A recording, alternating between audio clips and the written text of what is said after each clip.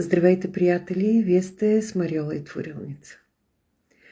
Сутрин, когато излизате, вие отивате на изпит.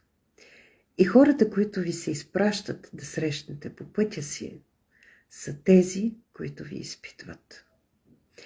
И от това, как приемаме ситуацията, как минаваме през нея, дали повтаряме онова, което и друг път сме правили в тази ситуация, ще ни доведе до идеята, че повече никога няма да попаднем в тази ситуация, ако сме направили нещо различно от друг път, ако сме постъпили по различен начин, или ако сме направили същото действие, или сме изпаднали в същото емоционално състояние, това означава, че не сме си издържали изпита. И този урок ще ни бъде даван и преподаван и още, и ще се явяваме отново на същия изпит. Може да не е със същия човек, може да бъде със съвсем друг човек. Може да бъде на съвсем друго място, в съвсем друга област. Но ние ще преминем отново през този изпит. Какво ми прави впечатление, когато ми се обадите, за да ми разкажете от какво сте огорчени, от какво се чувствате наранени, кой ви е наранил, с какво ви е наранил, с какво ви е обидил, как ви е пренебрегнал. Прави ми впечатление в телефонните разговори, че тогава поставяте някакви квалификации на този човек. Примерно, че е много агресивен, че е ревнив, че е невъзпитан и така нататък, и така нататък. Да, явно е, че този човек е такъв, но това определя него, това не определя вас. Вас ви определя вашето поведение, вашето отношение към този човек и към тази ситуация. Как минавате вие през това? По какъв начин минавате? Дали отново ще се обидите, ще се разсърдите и ще направите същото, което сте правили и преди в такава ситуация? Или в този човек ще видите вашето огледало, в което вие ще се огледате, за да прецените къде трябва да се обърнете към себе си и точно какво трябва да почистите във вашата къщичка. Затова много пъти сме говорили как, например, ако човекът срещу вас ви дразни, напряга ви с това, че е егоист, че мисли само за себе си, а това е човек, за когото вие се раздавате. Това означава, че този човек ви показва, че вие пренебрегвате себе си и че вече е време да си обърнете внимание и да започнете да проявявате този здравия егоизъм, който ще ви помогне да си поставите личните граници, който ще ви помогне да се заявите, който ще ви помогне да се отстоявате и да започнете да се грижите и за себе си. Хората, които ви пренебрегват и то демонстративно го правят, това ви огнетява, това ви наранява. Това означава, че вие самите пренебрегвате в някаква област себе си. Ами, вземете и направете ревизия в всяка една област от вашия живот. В този случай, дали в партньорската ви връзка вие не се пренебрегвате? Дали в взаимоотношението ви с децата не се пренебрегвате? Дали са в взаимоотношения с родители? На професионалното си поприще, с приятели, изобщо във всяка една от системите, с които си взаимодействате, направете такава ревизия. Или когато някой ви е обидел с това, че ви е осъдил за нещо, това означава, че вие самите съдите себе си. Отново направете такава ревизия. Направете си този списък. В коя от системите вие се съдите самите себе си за нещо. Така че, скъпи приятели, вместо да се гневите на хората, които идват и ви изпитват, вижте в тяхно лице огледала, в които вие се оглеждате. Тези хора какво правят? Те улавят нашата сянка. За това сме говорили много пъти.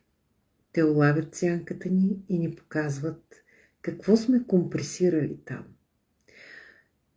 На тези хора им благодарете като на ваши учители, защото те идват да ви научат, те идват да ви покажат.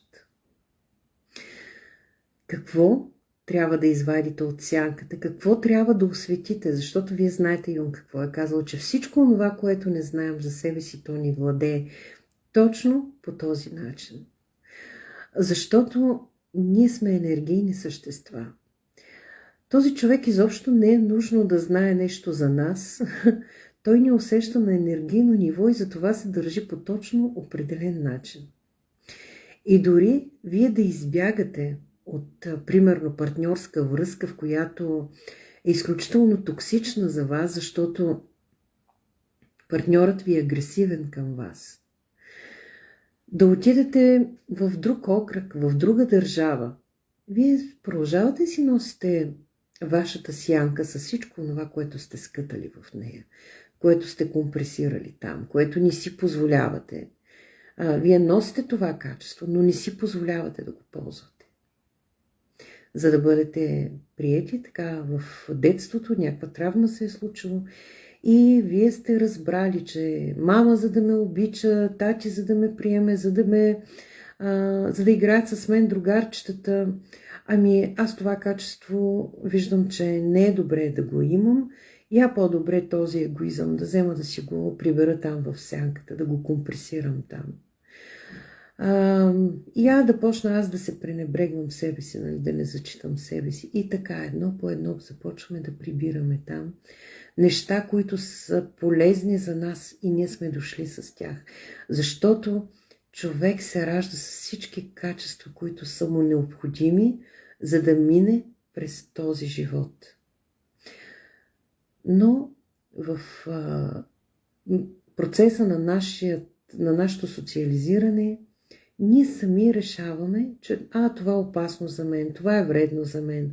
Ето мама сега ми е ядосана, сърдита ми е, мама не ме обича сигурно, аз вече няма да бъда такъв, аз сега ставам удобен и така нататък, Затова сме говорили много пъти, да не ги преповтаряме сега нещата.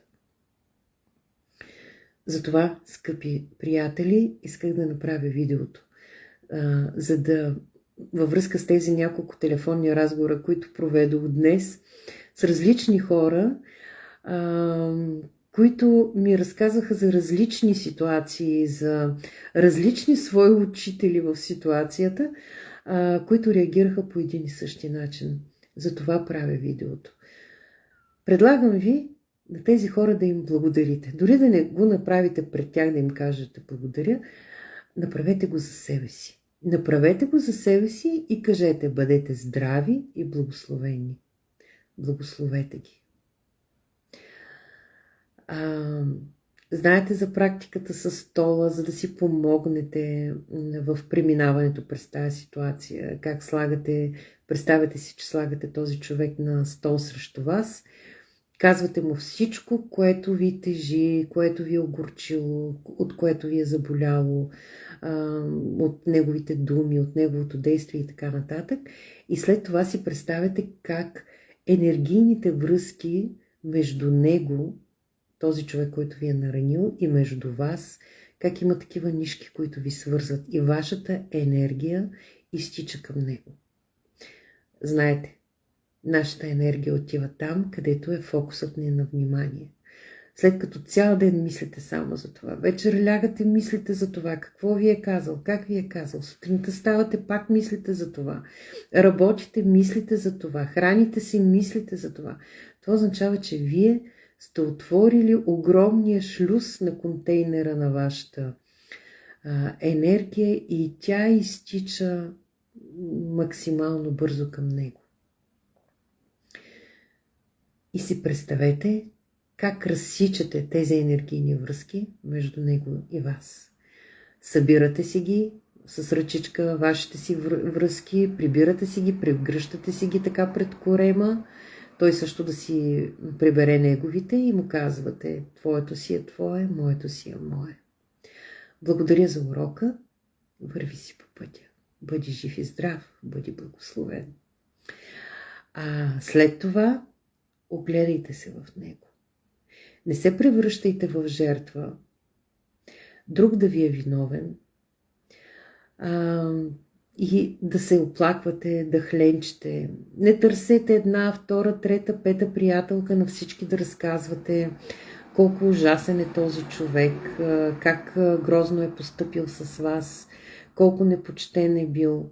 Не го правете, защото по този начин влизате в триъгълника на Карпман. Тези хора, които срещаме по пътя си, това са наши учители.